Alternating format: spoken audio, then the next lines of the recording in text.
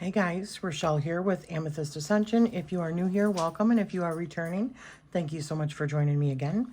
So today I'm going to be doing a walkthrough of a deck that was just sent to me by Lilania Simone, the creator of Tarot of the Cosmic Seed and the Oracle of Awakening.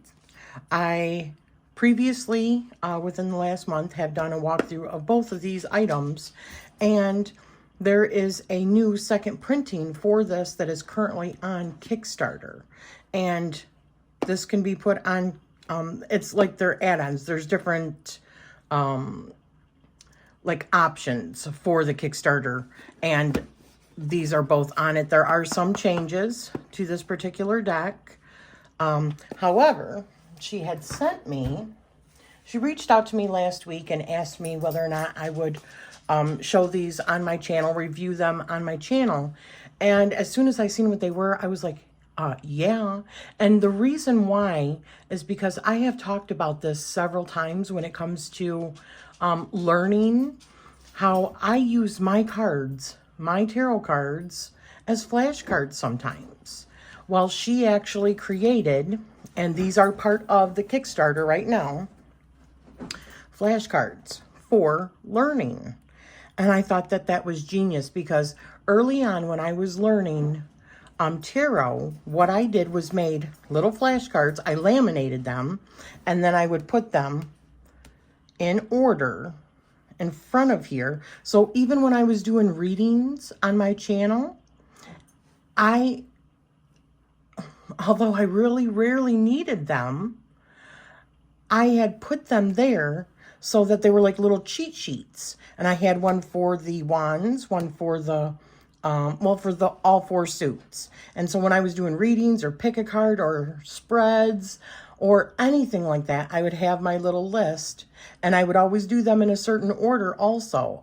That's how I always go and reorder all of my, my tarot decks. But so that I knew exactly where to look really briefly in order to, if I needed that little bit of like nudge, a little bit of help with learning. Because in the beginning, when you're learning, it's like, it's a lot to remember. And people beat themselves up. And I have said many times, there is no shame in how you have to learn. If you have to use cheat sheets, if you have to use your books, I don't care, you do it. So when she directed me to these, I was like, absolutely.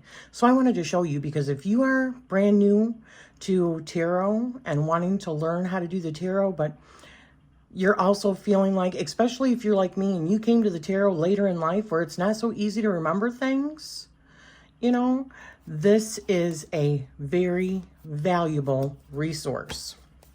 So let me just go through these really quick and show you. Oh, and this is just a notebook that she also sells on her Etsy shop. I believe she does. That she sent to me, which is so pretty. And that's the High Priestess from the Tarot of the Cosmic Seed. So anyways, but let me show you these cards. So we have the Fool, and it shows that it's related to Uranus or associated with. It says the Rider-Waite-Smith. The majority of tarot decks are based on the symbology of the Rider-Waite-Smith tarot. Learning the basics of this deck and imagery is a great way to solidify your tarot knowledge, which can be transferred to other decks in your collection. I completely agree. So the Fool. You get 3 keywords: innocence, trust, adventure. Number 0 symbolizes infinite possibilities, everything and nothing all at once. New beginnings, inexperience, spontaneous, luck. Uranus, changes and new beginnings.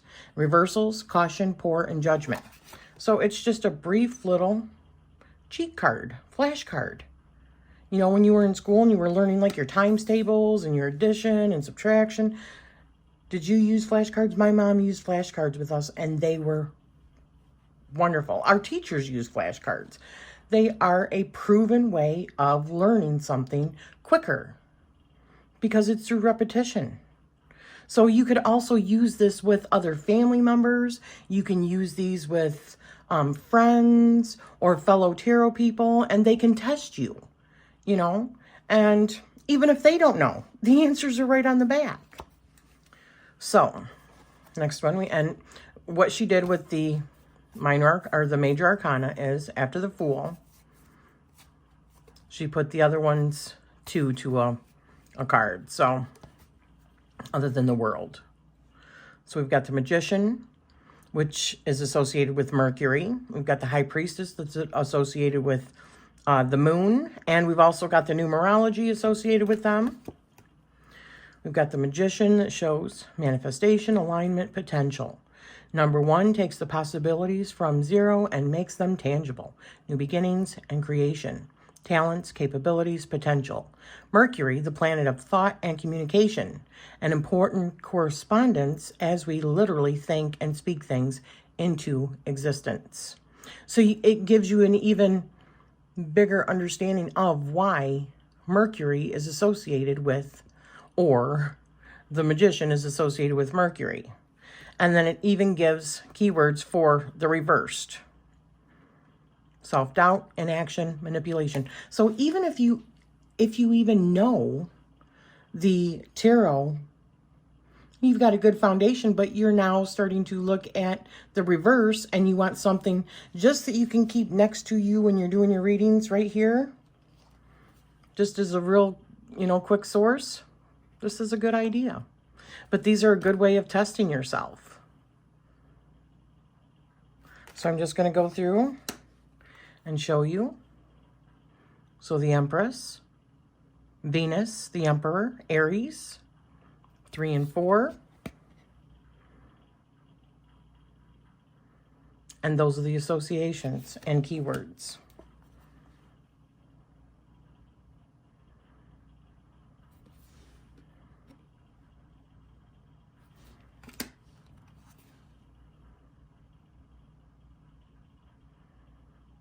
So you get your astrological associations, you get your numerology,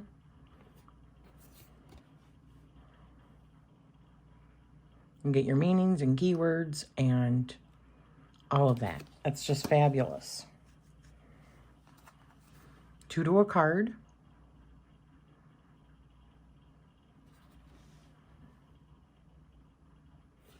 Another thing about this deck also is I have friends that still, even though they have been doing tarot for a while, still forget the order. And this is yet another deck that can help you remember the order of the RWS deck.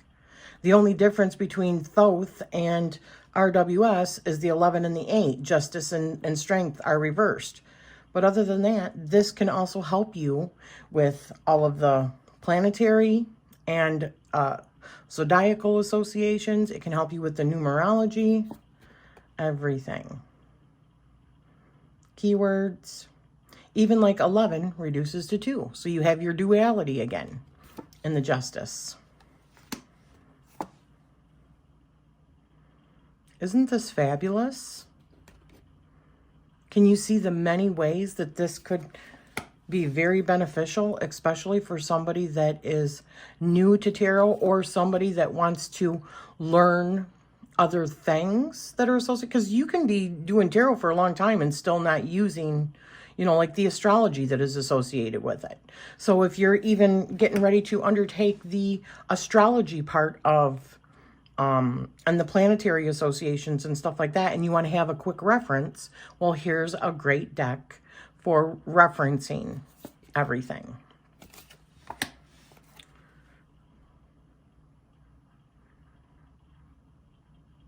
Not just that, also, it shows you not only the symbol, but the name, so that if you are looking at a chart or you're looking at, let's say you're doing, you're just brand new to doing moon readings or trying to associate your charts, you can look where it is associated, the tarot, to your astrology, because you've got the symbols and you've got the word underneath of it telling you what that symbol means.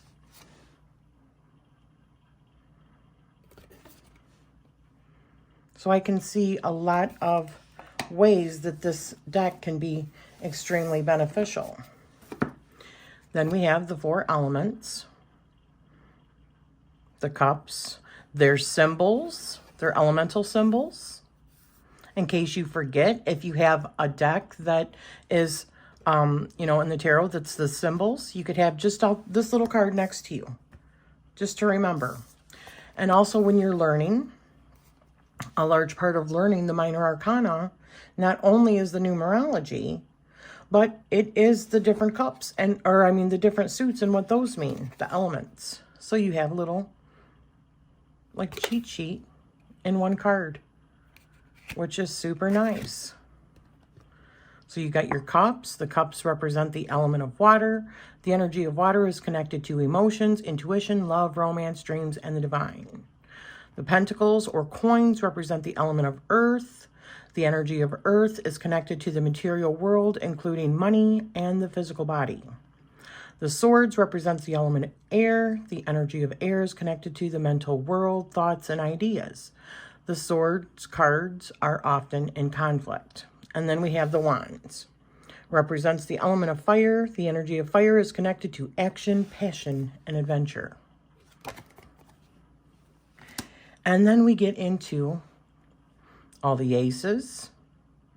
So beginnings, rebirth, unity, oneness, independence, and manifestation. Those are like the you know, of one. Those are like your universal keywords for the numerology of one. And then you have them in your varying elements and some keywords for each one of those.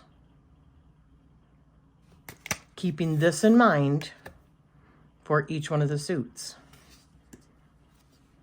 And then we go on to the twos.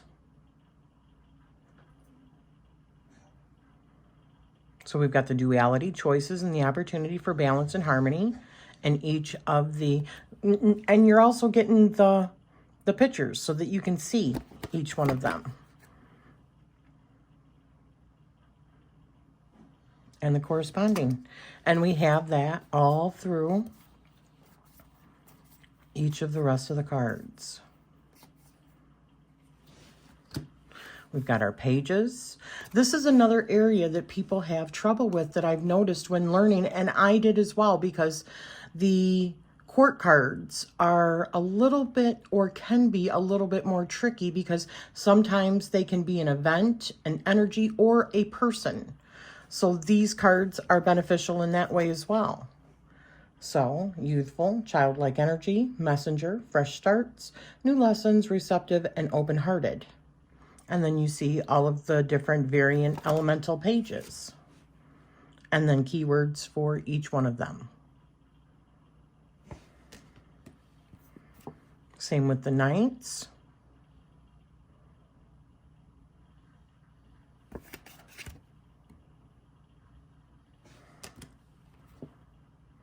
The queens.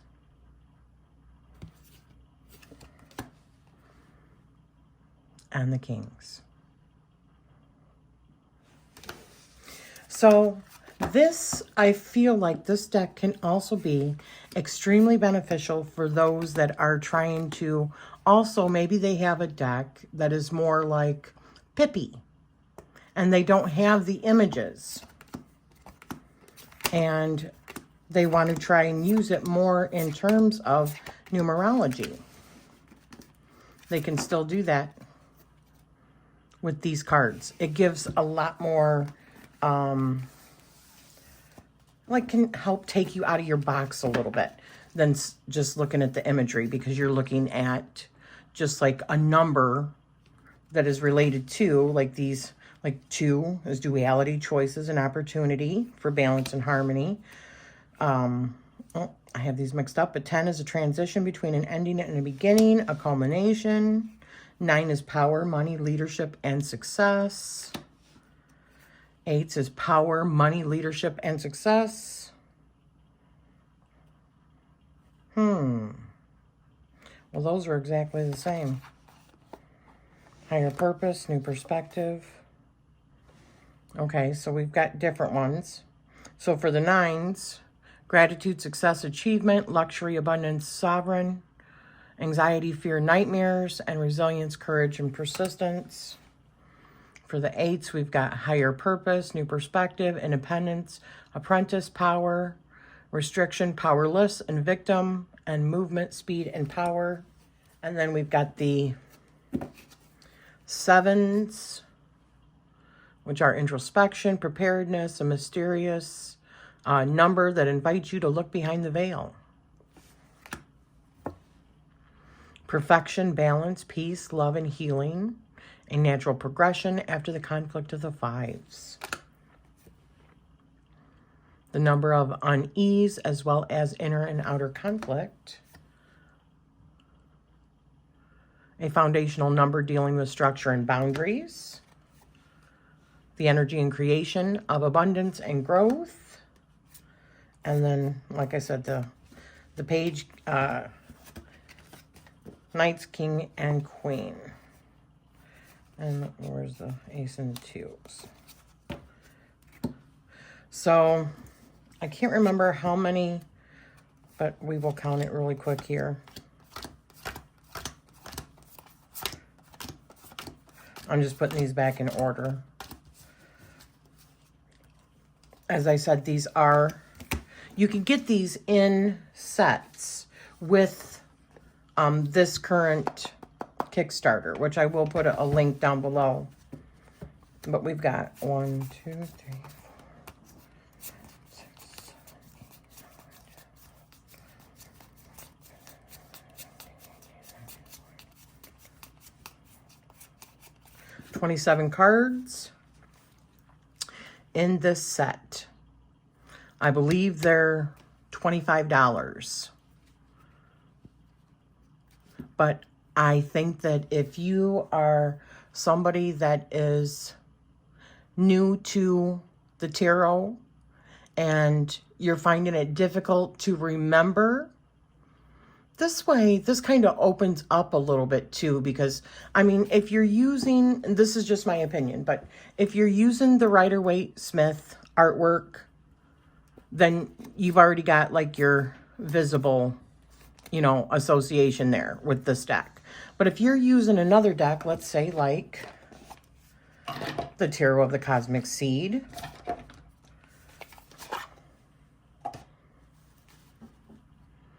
so it might not be so easy to understand from that point of view, the star. But if we easily go to the star card, which is right here, we see that the star card is associated with Aquarius, and that is what Aquarius looks like. It is also in numerology, the 17, and breaks down to an 8. But then we turn it over. It says renewal, rebirth, inspiration. 17 reduces to 8, which is stability, protection, and sturdiness. Hope, balanced action, truthfulness, and integrity, and strength. Aquarius is inspiration and humanitarianism. The reverse is lack of self-confidence, disbelief, and lost faith. So, if you're dealing with a deck that you are really loving on the artwork, you really connect with the artwork, and you want to use that deck, but some of it's not quite as easy for you to remember, well, this little tool can help you remember. Now, when I was getting started, like I said, I had made tons of cheat sheets, little like laminated like flashcards, and I would put them out. I could have definitely used something like this when I was first getting started. And I still can, because I don't remember half of the time what the associations are, what planetary associations, as I'm going through the Deacon walk, which that's not really in here. However, the certain cards, well, hang on.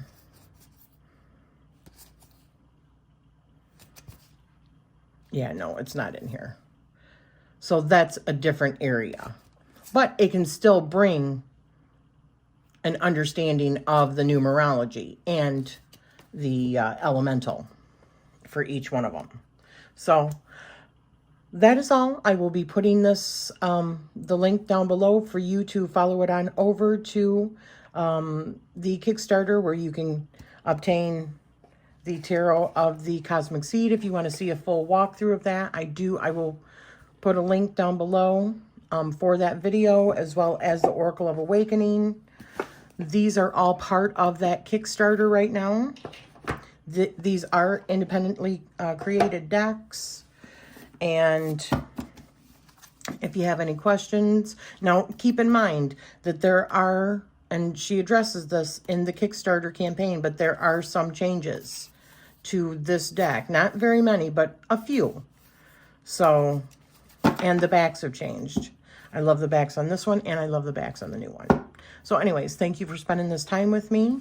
I will send a link down below to this particular Kickstarter, as well as her Etsy shop and or her website. And I am sending you love always.